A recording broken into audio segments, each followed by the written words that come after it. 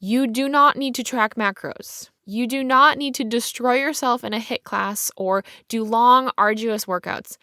You need a simple routine that can be done every single day without hesitation, and the changes will happen before you know it. Do you struggle to stay consistent with healthy eating and just want food decisions to be easy, guilt-free, and sustainable? You're in the right place. I'm Chelsea, nutritionist and fitness coach who overcame restrictive yo-yo dieting and body image insecurities using simple nutrition tools, all backed by biblical principles. And now I help women like you find that same freedom with food so you can feel confident in the look and health of your body for decades to come. I'm ready to dive in with you. So open your notes app and let's go. If you've been praying to love the body God gave you, but you're struggling and you know you need to make some changes in how you eat, I want to encourage you to schedule a healthy meals strategy session with me, which is an hour of you telling me where you want to be, what's kept you from getting there, and then me creating the perfect nutrition plan custom to you so you can stop stressing about food and your body. To book your session, head to coachrain.com/strategy and I will reach out directly. That's coachreign.com/strategy. And now, welcome to Nutrition for Christian Women. If you are just tuning in for the first time, first of all, welcome. I'm so glad you're here. Secondly, know that I am a brand new mom. My baby is just over 4 months old, and so this episode is based on experience as a nutritionist and personal trainer for countless women in their postpartum season, but also of my own experience now in trying to craft a body that I like, that is strong and healthy, especially now that it has undergone the most significant change a woman's body can experience. And with the added element of trying to do so while also putting the needs of said child ahead of my own. So whether you are 4 months postpartum like me, 4 years postpartum, or even 24 years, this episode is for you if you are wanting those same things in your body and maybe feel stuck because all the solutions you have tried, if any, haven't worked so far.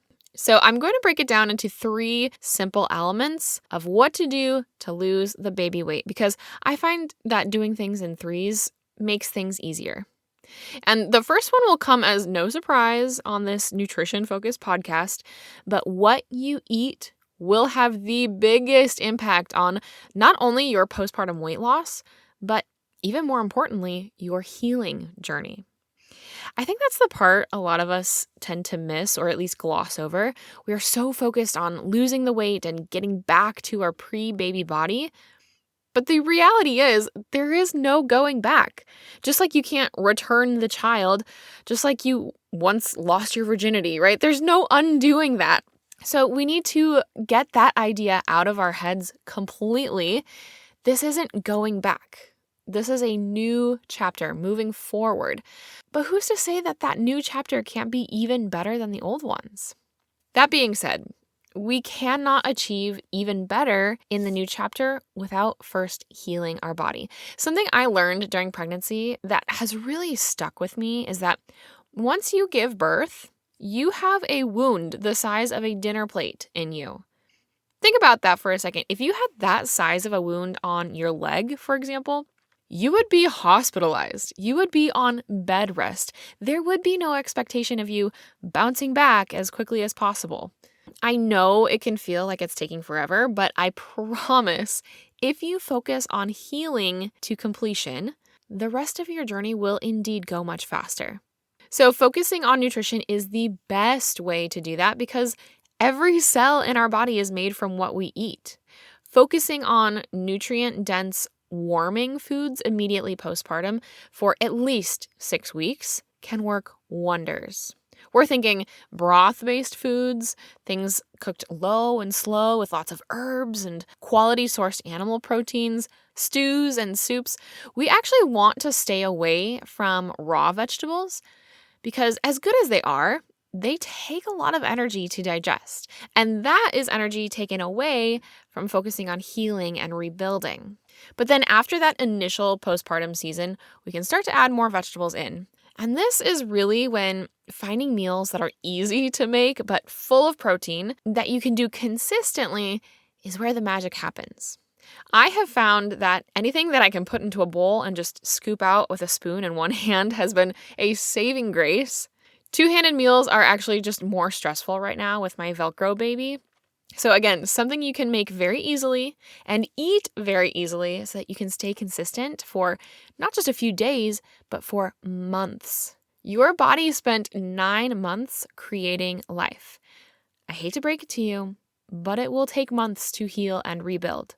But honestly, cherish that time and really get to know your body. It is so cool how it can move one direction or another, and it's so resilient. This is something that I help my nutrition clients with, making healthy meals as simple as possible, while also considering the foods that they don't like, what they have access to, how often they can cook in a week, if they're feeding other people, all of those variables that can make healthy eating difficult and, albeit frustrating.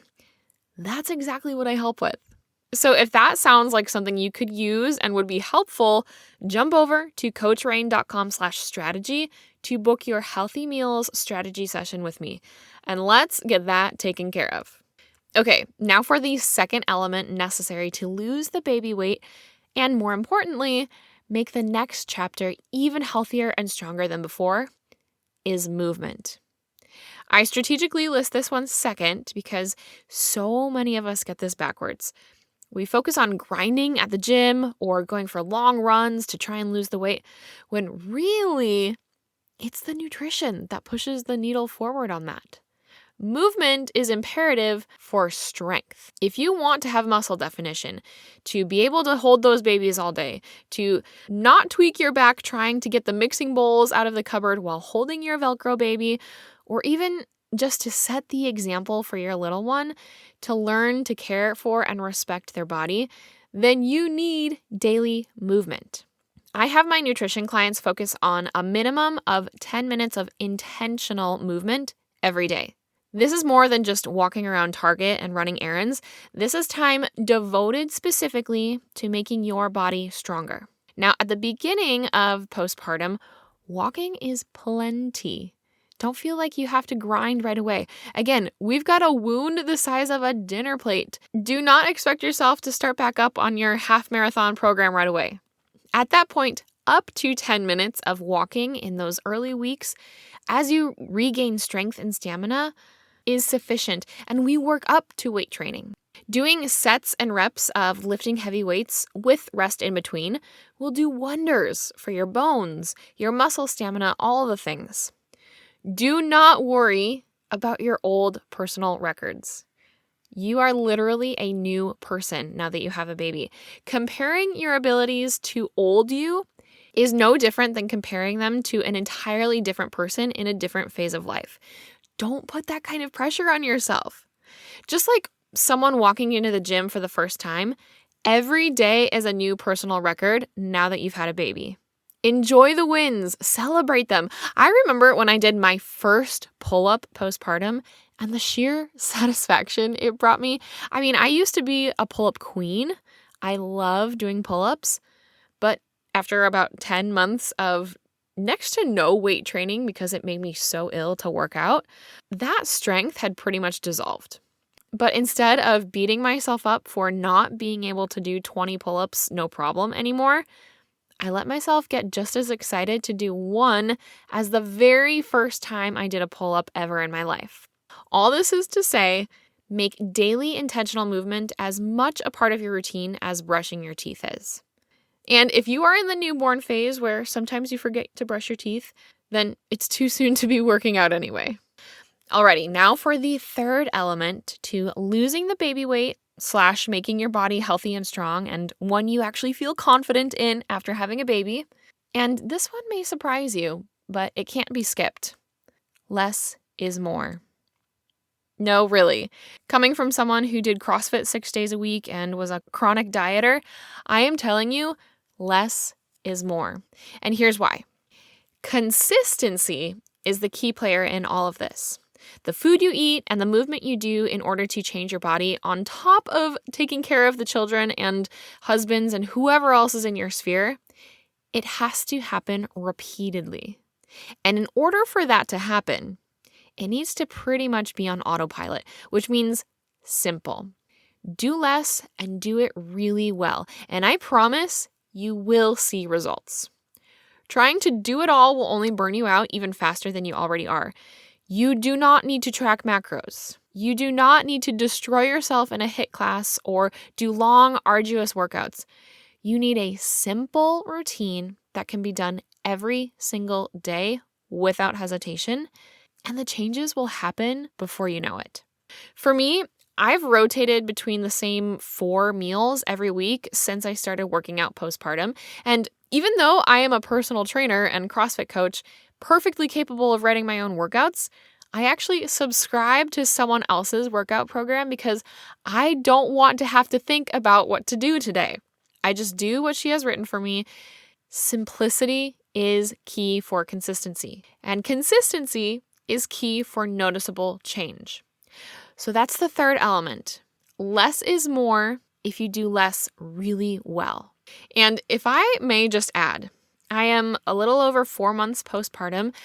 I didn't start any weight training until about 8 weeks postpartum, but I have made it a point to do something at least 5 days a week since then, and I can proudly say that I have visible abs again. I genuinely wasn't sure I would ever see my core muscles again. I knew it was possible. I have numerous friends who have had several kids and have abs, but could I do it? And it turns out, yes, your average, everyday girl can do it. And it hasn't been some miracle elixir or complicated restrictive diet with hardcore workouts. I mean, I only have 3 pairs of dumbbells, a bench, and a mat. And I work out in my driveway. Okay, it's literally just been doing the simple things on repeat. And one day you look in the mirror and see your consistency paying off. And I'm telling you, the only 3 things that I have been doing to lose the baby weight and get a body that I like, that is strong, that is healthy, in less than 4 months of work is focusing on my nutrition, getting daily movement, and embracing the less is more if you do less really well mentality. If you're listening to this and thinking, yeah, I could use some help simplifying my routine, it feels overwhelming and confusing right now, then I encourage you to head over to coachrain.com/strategy to book a healthy meals strategy session with me. It is one of my favorite things in life to help you make healthy eating as simple as possible so that you can focus on the other important stuff. So once again, that's coachreign.com/strategy. And let's make this next chapter your best one yet. I pray this episode was helpful to you, my friend. If so, could you do me a massive favor and take 30 seconds to write a review? This is the best way to bless me big and help more people learn just how simple eating healthy consistently can be. And if you want more value-packed info from me, head to coachrain.com and sign up for the weekly harvest. My weekly emails filled with recipes, how to use food as medicine, biblical nutrition, and more.